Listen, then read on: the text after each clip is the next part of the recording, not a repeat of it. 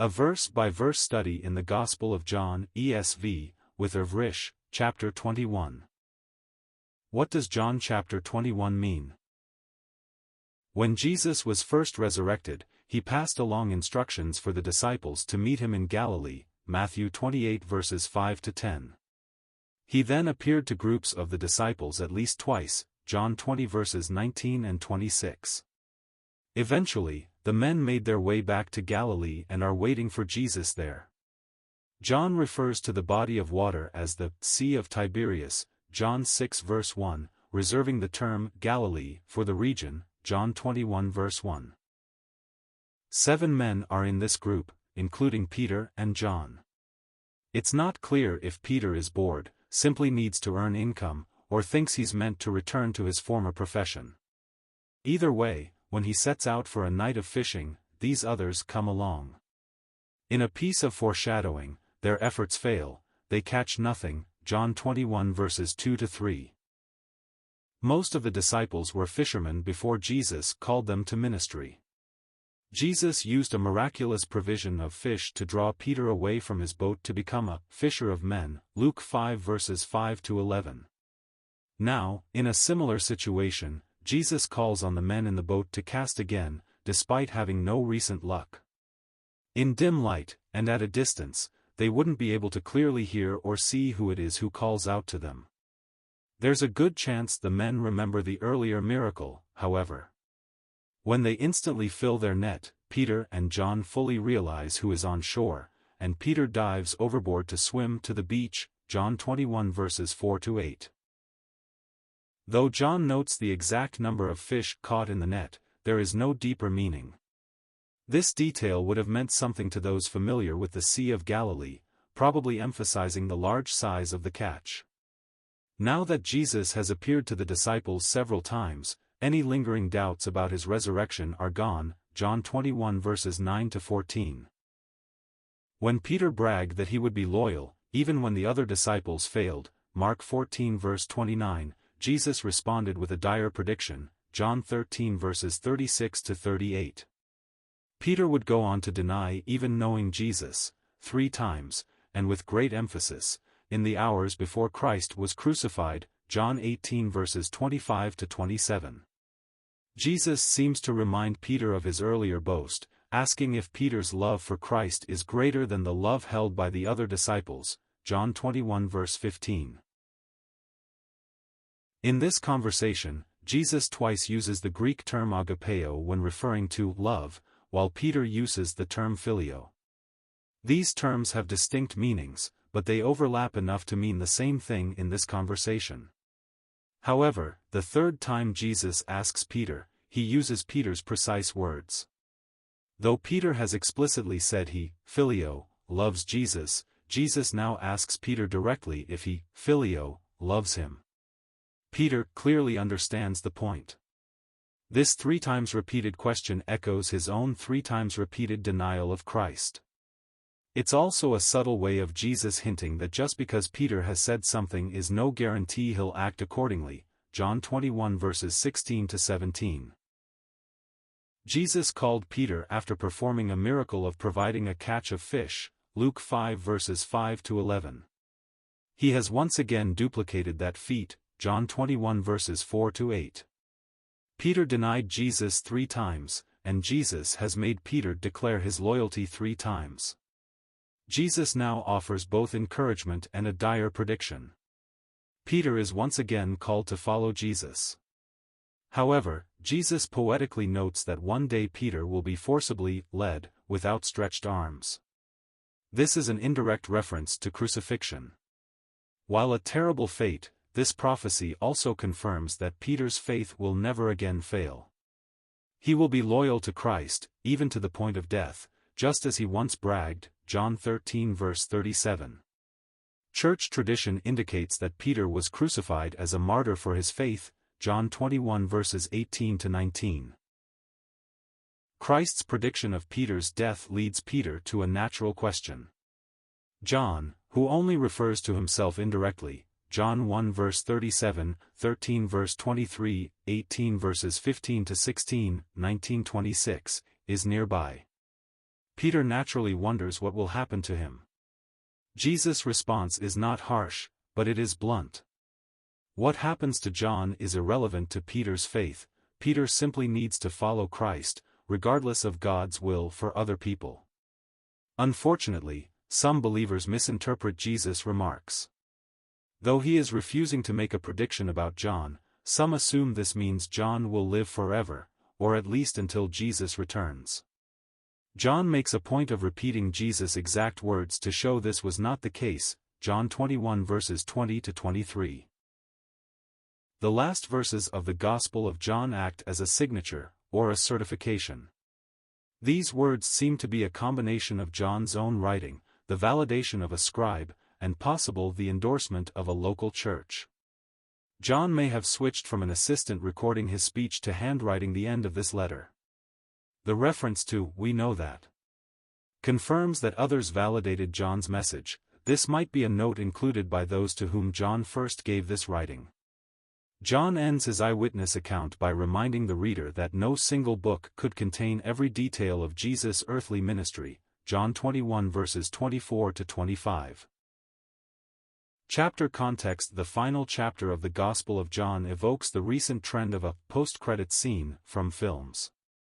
After the main story has been told, John includes one last scene to further add details about what is to come.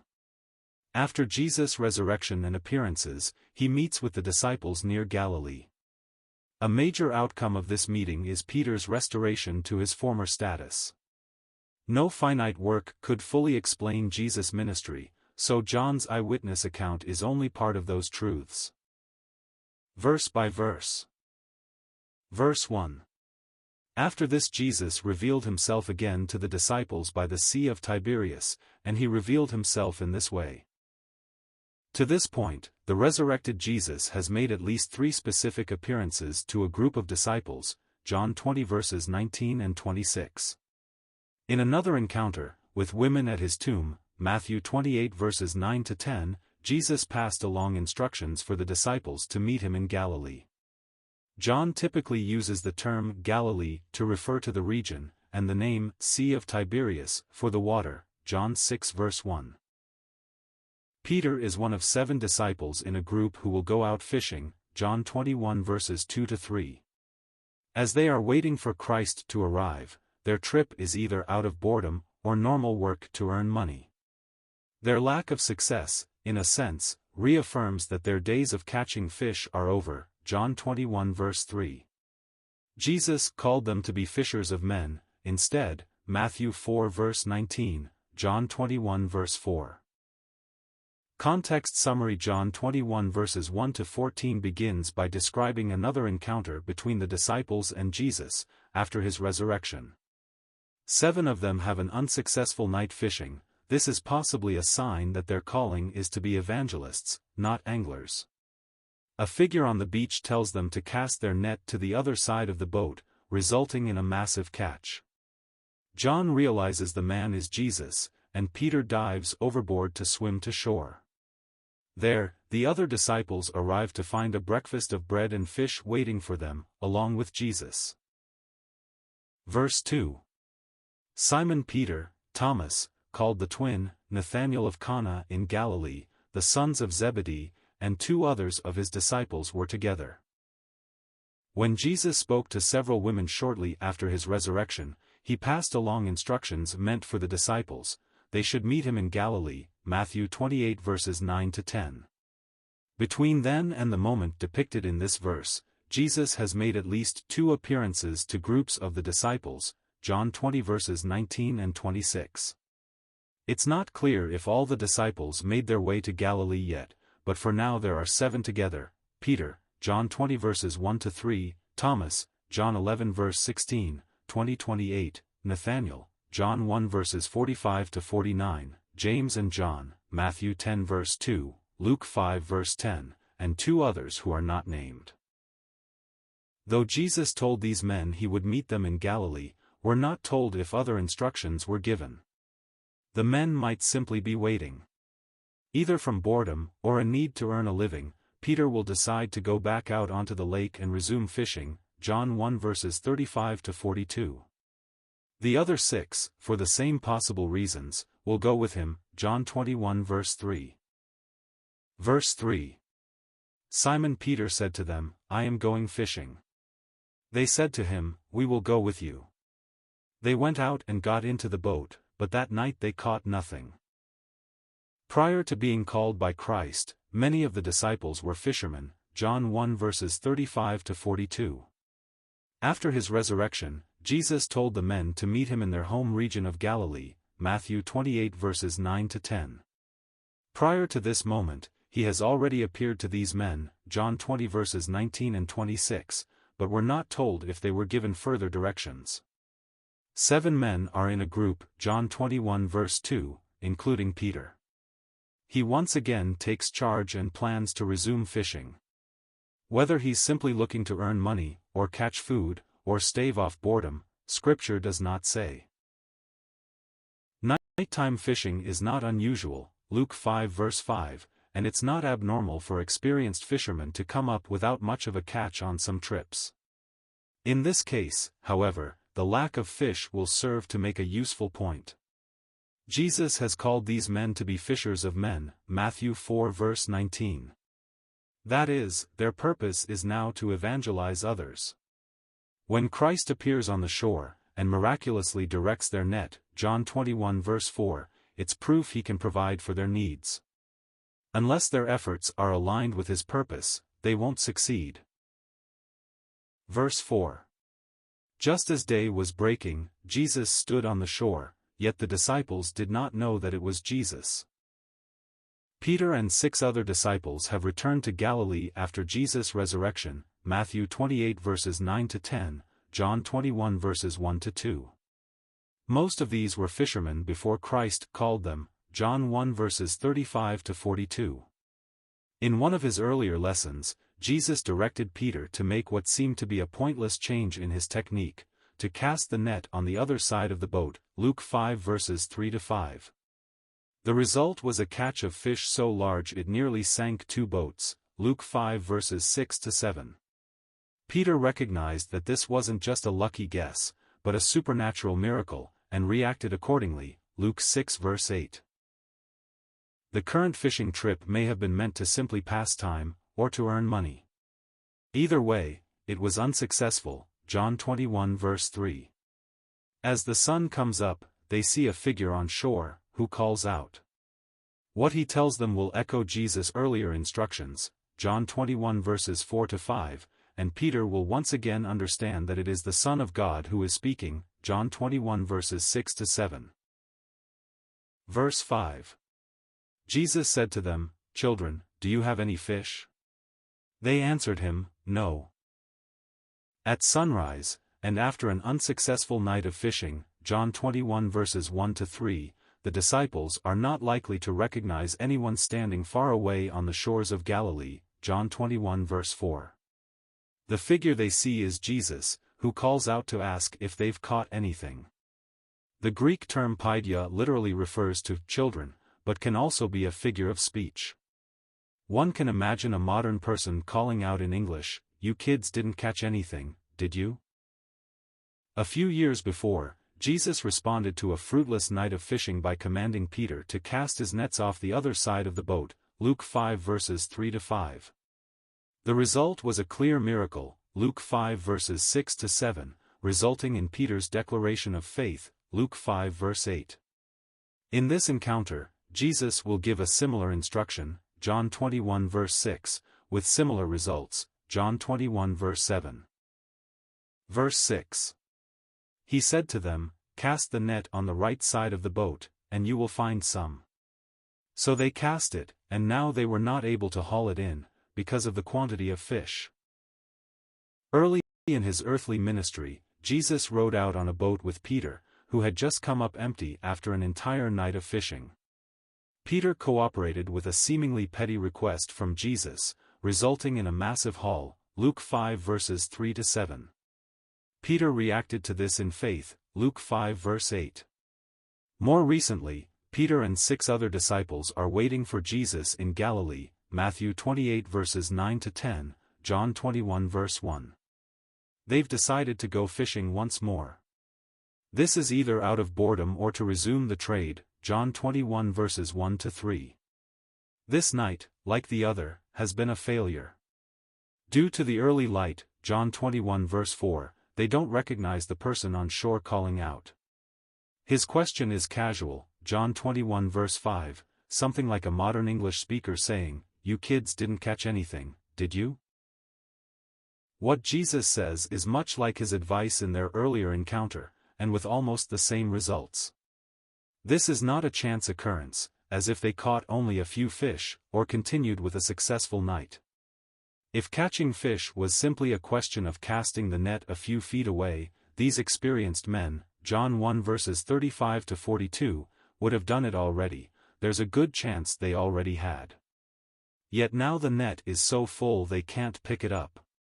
Peter will once again grasp the significance and immediately react, John 21 verse 7. Verse 7. That disciple whom Jesus loved therefore said to Peter, "It is the Lord."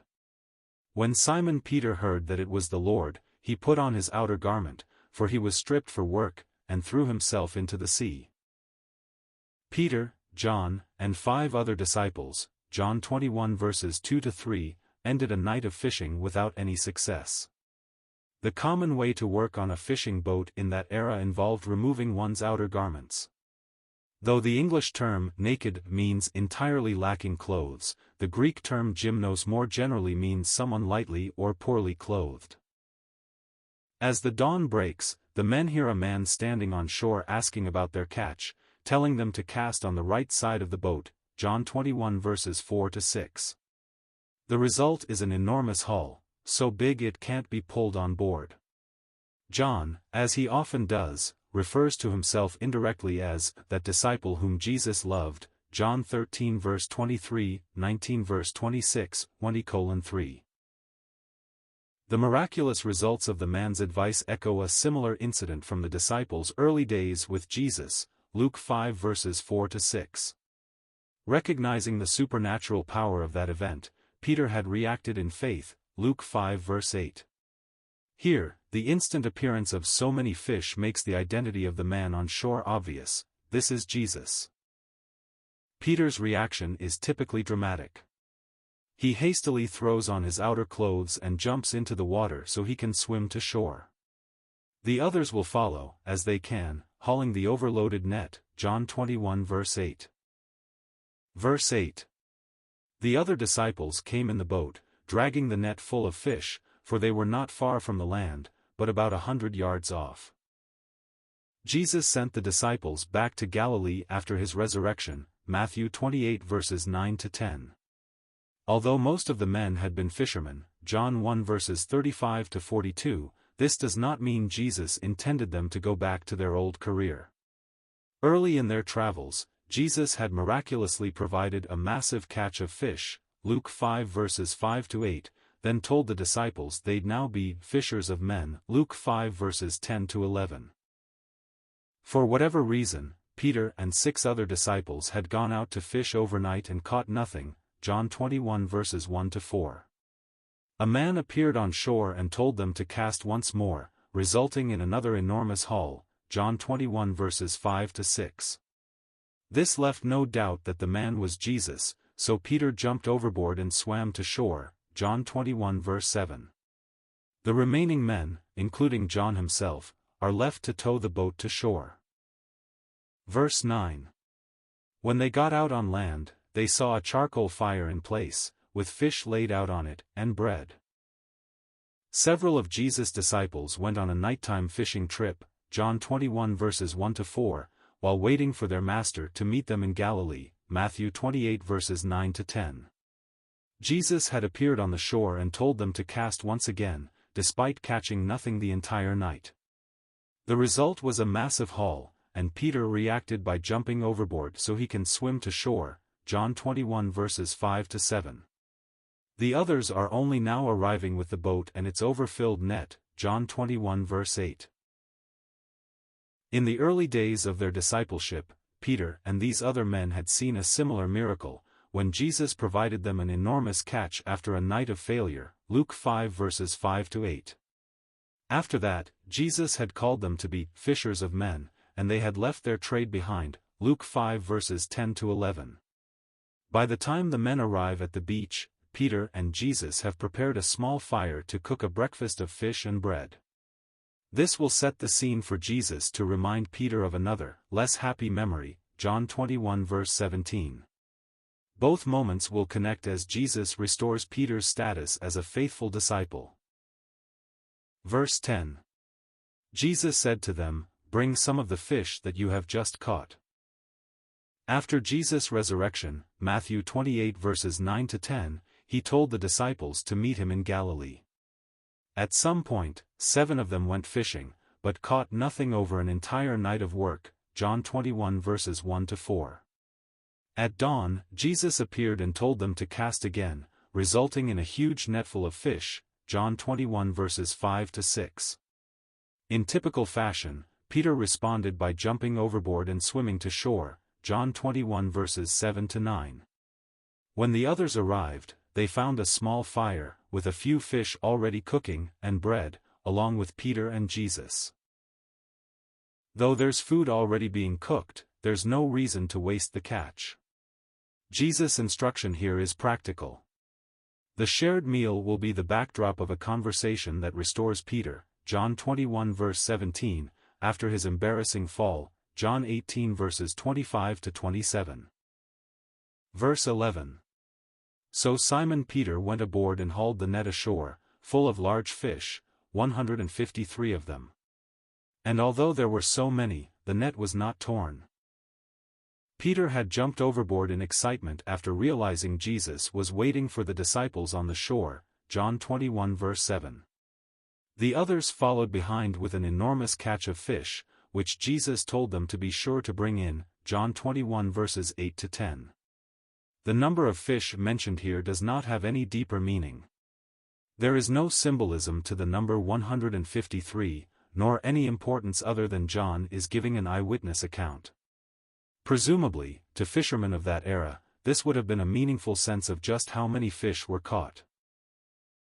This miraculous moment echoed a similar incident early in Jesus' ministry, Luke 5 verses 5 to 8. In that moment, Jesus had called the disciples to become fishers of men, Luke 5 verse 10.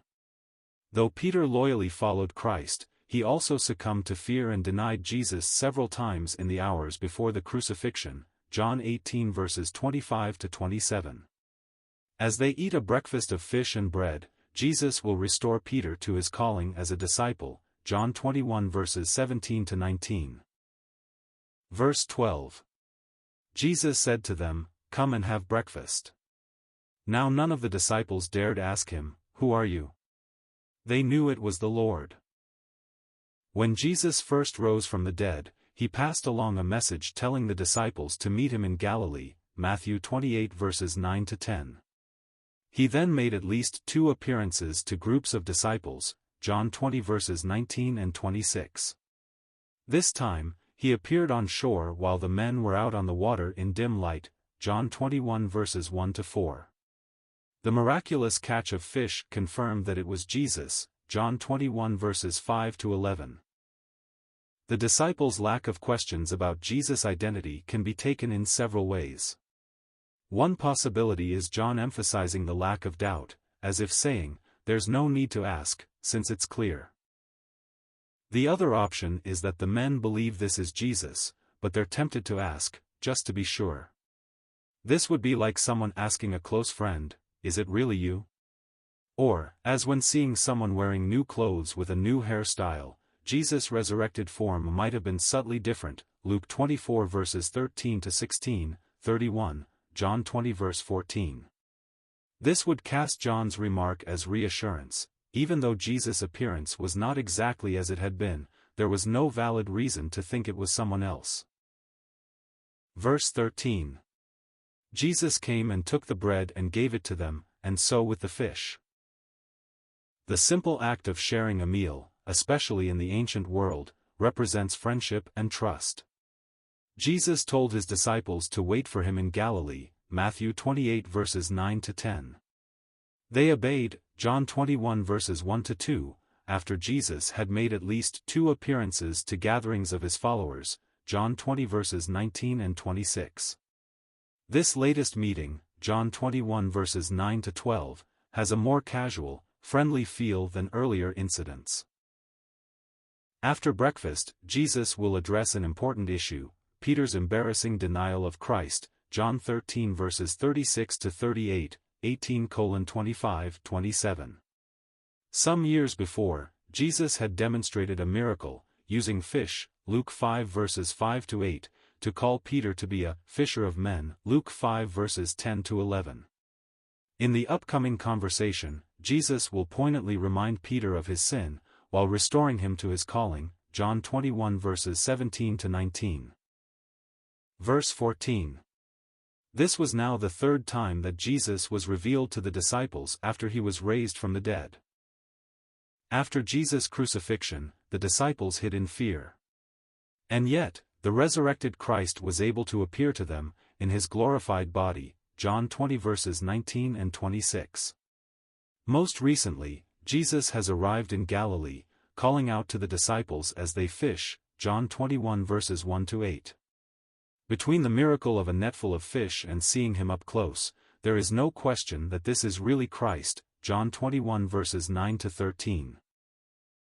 While Jesus had shown himself to others, Luke 24 verses 13 to 16, including the women who came to his tomb, Matthew 28 verses 9 to 10, this is the 3rd time he has appeared to a group of disciples.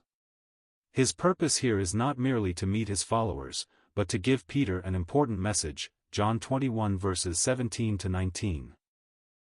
Verse 15. When they had finished breakfast, Jesus said to Simon Peter, Simon, son of John, do you love me more than these? He said to him, Yes, Lord, you know that I love you. He said to him, Feed my lambs.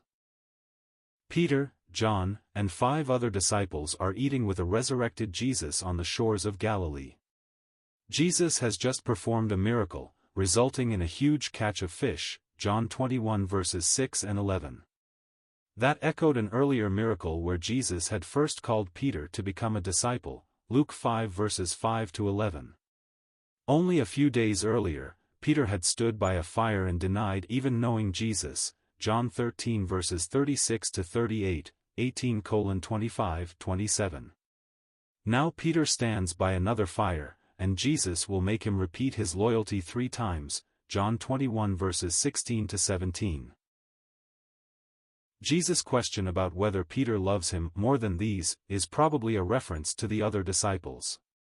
Jesus is asking, do you really love me more than they love me? That speaks to Peter's self-assured bragging shortly before Jesus was arrested, Mark 14 verse 29. 3 times, Peter denied Jesus. 3 times, Jesus will make Peter confess his faith. Greek vocabulary has more than one word for the English term love.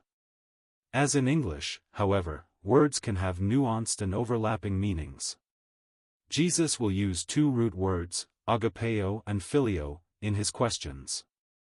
Peter will only use phileo. While these words can have separate meanings, in their own contexts, their use here is essentially identical. The same is true of Jesus' 3 commands, which mix terms like feed and tend with references to sheep and lambs. Context summary: John 21 verses 15 to 19 is a poignant moment between Peter and the resurrected Jesus. Early in his ministry, Jesus inspired a faithful response from Peter, by miraculously providing fish, Luke 5 verses 5 to 8. He then called Peter to become a disciple, Luke 5 verses 10 to 11. Not many days before this breakfast on the beach, Peter had stood near a fire and denied even knowing Christ 3 times, John 18 verses 25 to 27. Now, in front of another fire, Jesus asks Peter to affirm his faithful love 3 times. Peter grasps the symbolism. Jesus affirms Peter's calling to serve him and predicts the matter of Peter's death. Verse 16. He said to him a second time, Simon, son of John, do you love me? He said to him, Yes, Lord, you know that I love you. He said to him, Tend my sheep. Peter's shame at denying Jesus, 3 separate times, John 13 verses 36 to 38, was evident in his remorse, Luke 22 verses 61 to 62. Now that Jesus has been resurrected, he has asked Peter to affirm his love, John 21 verse 15. Now, he repeats that question using essentially the exact same ideas. Peter probably understands where this is going. If not, he will certainly grasp the symbolism the third time Jesus asks, John 21 verse 17. The terms used by Jesus and Peter here are not identical in all 3 instances, but they are meant to imply the same ideas. Jesus' commands use terms for sheep and lambs, but he doesn't mean to draw a distinction between them. In the same way, Jesus uses the Greek term agapeo, referring to love, in his first 2 questions. His third question, and all of Peter's replies, use the term phileo. This also refers to love. In separate contexts, these imply different types of love. In this instance, they're intended to mean the same thing. Verse 17. He said to him the third time, Simon, son of John, do you love me? Peter was grieved because he said to him the third time, do you love me? And he said to him, Lord, you know everything, you know that I love you. Jesus said to him, feed my sheep. If Peter did not understand what Jesus meant by repeating his questions about love, he certainly understands now. Jesus miraculously provided fish when he called Peter to be a disciple, Luke 5 verses 5 to 11. He recently repeated that act, reminding Peter of his initial calling, John 21 verses 4 to 8. Peter once bragged that he would be loyal to Jesus even when others were not, Mark 14 verse 29. Jesus started this conversation by pointedly asking if Peter loved him more than the other disciples, John 21 verse 15. Only a few days prior, Peter had declared, 3 times, with great emphasis, that he did not know Jesus, John 13 verses 35 to 38, Luke 22 verses 61 to 62. Jesus has already repeated his question, do you love me, twice, and now asks for a third time. This last question is even more piercing.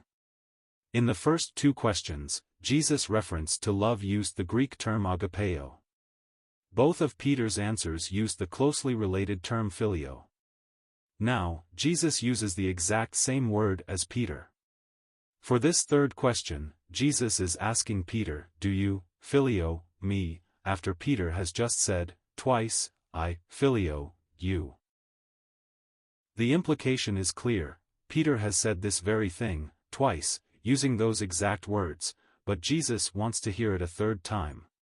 Peter's response is to be grieved, the same term used to describe Jesus' emotion in Gethsemane, Matthew 26 verse 37. He understands that Jesus is not asking because he does not know, he is asking to prove a point. 3 denials are being countered with 3 affirmations. Peter's betrayal of his own promises is being challenged. Jesus will not leave Peter in sorrow, however. This is a moment of repentance and restoration. His next words predict that Peter's reaffirmed faith, John 21 verse 19, will be permanent. In fact, it will lead to martyrdom, John 21 verse 18. Verse 18. Truly, truly, I say to you, when you were young, you used to dress yourself and walk wherever you wanted, but when you are old, you will stretch out your hands, and another will dress you and carry you where you do not want to go. Peter denied Jesus 3 times, John 13 verses 35 to 38, Luke 22 verses 61 to 62. 3 times, Jesus made Peter affirm his love and faith, John 21 verses 15 to 17. Jesus called Peter after a miraculous provision of fish, Luke 5 verses 5 to 11. Having performed a similar miracle yet again, John 21 verses 4 to 8, Jesus is about to restore Peter's calling, John 21 verse 19. First, Jesus makes a prediction which is both dire and comforting. The description of being dressed and led, with outstretched hands, is a poetic foreshadowing of crucifixion. The following verse confirms this. Church tradition indicates Peter was crucified and asked to be hung upside down out of respect for Christ's similar death. While this seems like a terrible fate, it implies something Peter would find encouraging: his faith would never fail him again. That doesn't mean Peter would be perfect, Galatians 2 verses 11 to 14. It does mean his passionate desire to serve Jesus would define the rest of his life. Verse 19. This he said to show by what kind of death he was to glorify God. And after saying this he said to him, "Follow me." Jesus poetically asked Peter to affirm his love 3 times, John 21 verses 15 to 17, after Peter denied knowing Jesus 3 times, John 13 verses 36 to 38, Luke 22 verses 61 to 62. When Jesus first called Peter, it was just after miraculously providing an enormous catch of fish, Luke 5 verses 5 to 11. Here, after a similar miracle, John 21 verses 4 to 8, Jesus will again restore Peter's calling as an apostle. In the prior verse, Jesus used a descriptive parallel. In youth, Peter could dress himself and walk where he chose, but in death he would be dressed and led by others, with outstretched hands. As this verse notes, Jesus has predicted how Peter would die, by crucifixion. Awful as that may be, it is also a prediction that Peter's restored faith would never fail again. He would make mistakes, Galatians 2 verses 11 to 14, but never deny Christ, even in the face of his own death. Church tradition affirms that Peter was crucified. Further details suggest he asked to be hung upside down, symbolic of his inferiority to Jesus. That prediction will make Peter curious about his fellow disciples, leading to the question he asks in the next verses, John 21 verses 20 to 21. Verse 20. Peter turned and saw the disciple whom Jesus loved following them, the one who also had leaned back against him during the supper and had said, "Lord, who is it that is going to betray you?" After his resurrection, Jesus has met the disciples in Galilee, Matthew 28 verses 9 to 10. He has performed yet another miracle to prove himself, John 21 verses 4 to 8. As he restored Peter to his calling as a disciple, John 21 verses 15 to 19, Jesus predicted the way in which Peter would die. Using poetic language, he indicated Peter's fate was to be martyred by crucifixion. Tradition says Peter even asked to be nailed upside down, feeling unworthy to die the exact same way as did Christ. Standing nearby is John 13 verse 25, who once again refers to himself in indirect terms, John 13 verse 23, 19 verse 26, 21-24. Here, he confirms that he was the one referred to in the account of the Last Supper when Judas left. Peter, John, and James were the inner circle of Jesus' disciples, Matthew 17 verse 1, Mark 14 verse 33, Luke 8 verse 51. It would be natural for Peter to wonder what would happen to John. That's exactly the question he will ask in the next verse, John 21 verse 21. Jesus won't criticize Peter for asking. He simply reminds Peter there is no need for him to know, Peter can focus on his own faith. Context summary: John 21 verses 20 to 23 comes immediately after Jesus delivers a prophecy about Peter's death. Peter asks about John, wondering if Jesus will say anything about his fate. Jesus sets the question aside, saying it would have no impact on Peter's need to follow Christ. John recounts this moment to correct a misunderstanding about that response. Early believers misstated Jesus' words to imply that John wouldn't die until Jesus returned. Verse 21. When Peter saw him, he said to Jesus, "Lord, what about this man?" Peter is seeing John 21 verse 20, who mentions himself in roundabout ways, John 13 verse 23, 19 verse 26, 21-24. Peter, John, and James were Jesus' closest followers, Matthew 17 verse 1, Mark 14 verse 33, Luke 8 verse 51. When Jesus made a prediction about Peter's eventual fate, John 21 verses 18 to 19, Peter would have naturally been curious about what would happen to John. Jesus' response, John 21 verse 22, is not a rebuke, or even a criticism. It's simply a rhetorical question, meaning, what difference would that make in your faith? Just follow me. One reaction to this comment is ironic.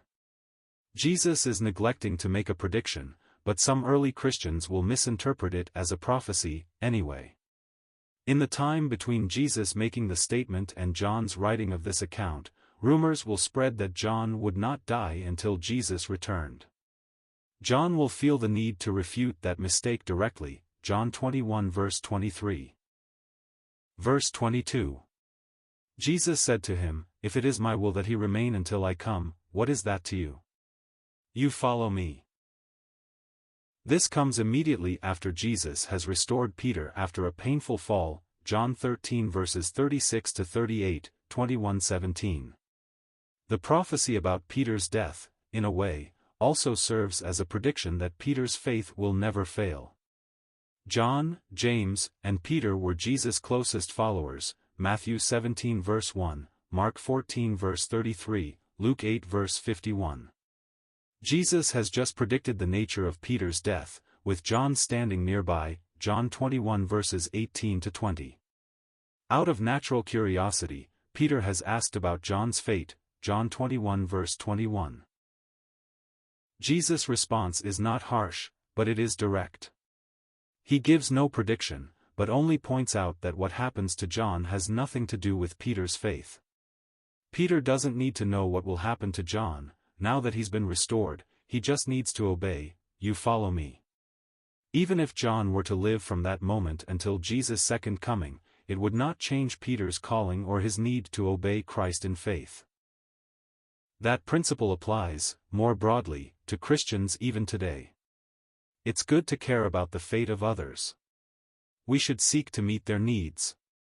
But whether others win or lose, and even whether they live or die, doesn't change our obligation to focus on personal obedience. Ironically, even though Jesus is refusing to comment on John's death, rumors and misinterpretation will arise. In the very next verse, John repeats the precise words used. He does this to counter an incorrect assumption that he would not die until Jesus returned, John 21 verse 23. Verse 23. So the saying spread abroad among the brothers that this disciple was not to die, yet Jesus did not say to him that he was not to die, but, "If it is my will that he remain until I come, what is that to you?" Modern Christians reading his passage may feel a combination of aggravation and reassurance. Jesus was asked to comment on the fate of the Apostle John, John 21 verses 20 to 21. He responded by refusing to make a prediction. He merely told Peter that John's fate was irrelevant to Peter's ministry. Even if John were to live forever, or at least until Jesus returned, it wouldn't change what Peter needed to do. Despite that, rumors spread that John was going live forever, a conclusion completely missing the point of what Jesus had said, John 21 verse 22. In one sense, it's frustrating to know that misinformation can arise so quickly.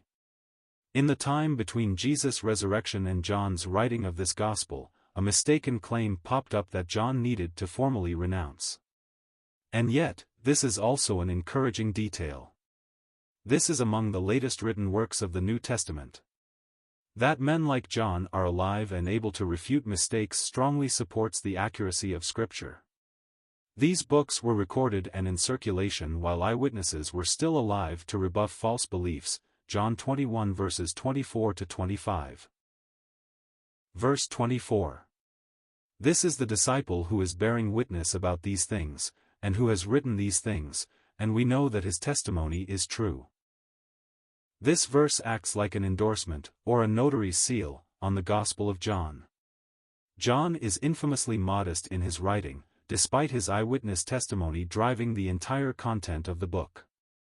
Most likely, the disciple mentioned here is John, confirming he is an anonymous person mentioned in other passages, John 1 verse 37, 13 verse 23, 18 verses 15 to 16, 19 verse 26, 21-23.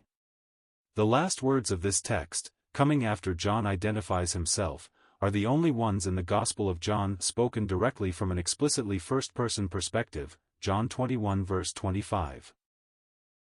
In the ancient world, it was common for letters to be dictated, with a scribe, called an amanuensis, writing the words as they were spoken. Paul, who may have suffered from poor eyesight, seems to have used this method often, Romans 16 verse 22. At times, he may have handwritten the signature of his letters, 1 Corinthians 16 verse 21, Galatians 6 verse 11. Scholars speculate John may have done the same with this gospel. That would make the first part of this sentence his official claim to be the author. The final phrase in this verse, however, is clearly not John speaking. Most likely, this was another note, made by the amanuensis or by the church with whom John was serving at the time. Context summary: John 21 verses 24 to 25 is something of a signature applied to the end of the Gospel of John.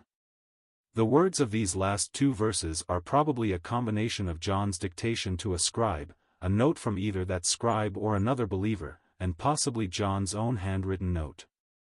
They affirm this book was written by John, based on his own experiences. The last words of the text remind the reader that not everything Christ said or did in his earthly ministry was recorded in the Bible.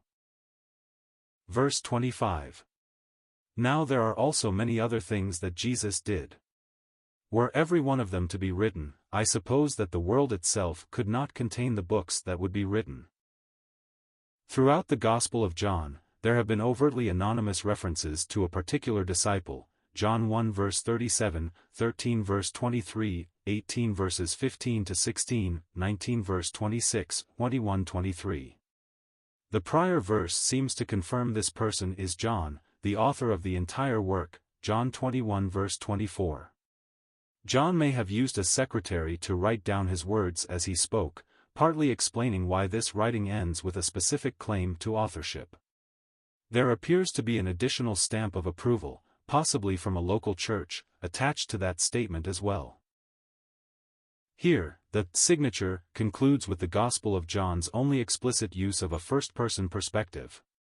It's not entirely clear if this is still John speaking, or if this continues the note of approval which began with the phrase, "and we know," from the prior verse.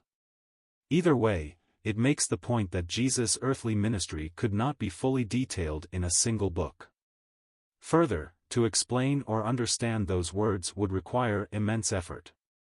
The existence of Bible commentaries, such as this very ministry, which are many times longer than the text itself, is further proof of this.